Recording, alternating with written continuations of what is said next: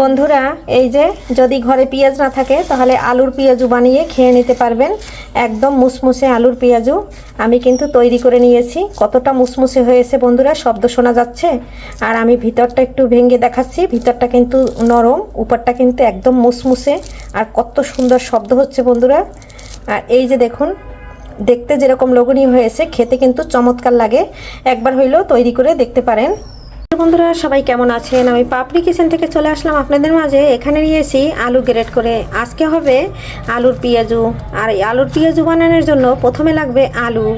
আর এটা আমি মানে এখানে কিছুটা বেসন আছে, তাই বেসনের ভিতরে দিয়ে নিয়েছি। আর বেসনটা বানিয়েছিলাম আলুর চপ করার জন্য, সেই বেসনের ভিতরে আমি আলুটা দিয়ে দিচ্ছি। এখানে দিয়েছি পেঁয়াজ, দিয়ে দিলাম একটু রসুনের গুঁড়া, এখানে দিয়ে দিয়েছি কাঁচামরিচ কুচি। এটা দিয়ে একটু মেখে নিচ্ছি। পেঁয়াজ দুটো বানানোর জন্য এখানে নিয়েছি ধুনগাঁও জিরার গুঁড়া, এখানে নিয়েছি কালো জিরা, এখানে নিয়েছি হলুদ, এখানে নিয়েছি চাট মশলা, এখন দিয়ে দিচ্ছি লবণ। আর যেহেতু কাঁচামরিচ দিয়েছি তাই কিন্তু মরিচের গুঁড়াটা এখানে দেব না।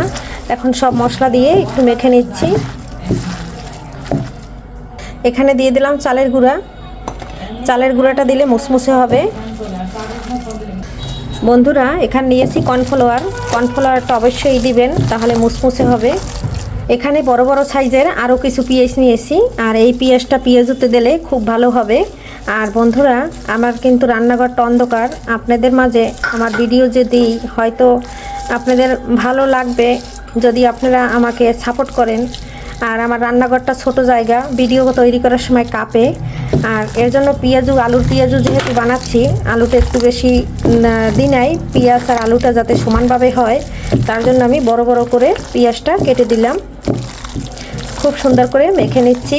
একবার হইলেও এই রোজার মধ্যে আপনারা এই আলুর পেঁয়াজুটা তৈরি করে দেখতে পারেন। এখানে কিন্তু আমি পেঁয়াজু বানিয়েছি আগে, সেটা কিন্তু সেই তেলটা ফেলি নাই। সেই তেলের মধ্যেই আমি খুব সুন্দর করে আলুর পেঁয়াজুটা ভেজে নিচ্ছি। আপনারা আপনাদের পছন্দ মতো দিবেন, তেলের পরিমাণ বাড়াইয়াও দিতে পারেন। এই যে দেখুন বন্ধুরা, আমি আলুর পেঁয়াজুটা বানাচ্ছি, একসাথে অনেকগুলো দিয়ে দিয়েছি। বন্ধুরা আলুর পেঁয়াজুটা ভাজার জন্য এখানে একটু জালটা সবসময় বাড়িয়ে দিবেন। আর নাই আলুটা দিয়ে কিন্তু জল ছেড়ে দেবে, তাহলে কিন্তু মুসমুসে ভাবটা চলে যাবে, মুসমুসে ভাবটা থাকবে না।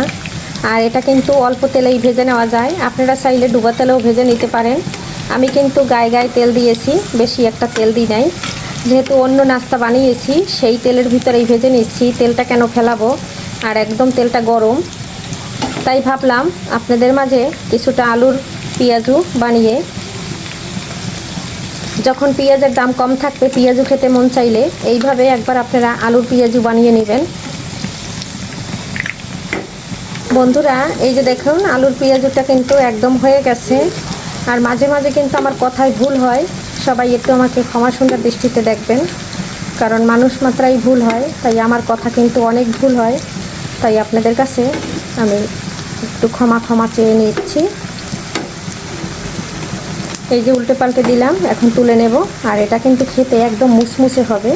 বন্ধুরা উল্টে পাল্টে খুব সুন্দর করে ভেজে নিলাম। আর কত সুন্দর একটা কালার আসছে, আর একদম কিন্তু মুসমুসে হয়ে গেছে। আর এই যে উল্টে পাল্টে ভেজে কিন্তু একদম নামিয়ে নেব। কালারটা কিন্তু একটু কড়া করব। ফাইনালি ভাজা হয়ে গেছে একদম লাল লাল করে, এখন তুলে নেব। বন্ধুরা এই যে সবগুলো উঠে নিয়েছি খুব সুন্দর করে। বন্ধুরা এই যে খুব সুন্দর করে ভেজে নিলাম আর একদম তুলে নিয়েছি। কেমন লাগলো আমার আলুর পেঁয়াজগুলো অবশ্যই জানাতে ভুলবেন না। সবাই ভালো থাকবেন, সুস্থ থাকবেন। আবারও দেখাবো আগামী ভিডিওতে। বাই।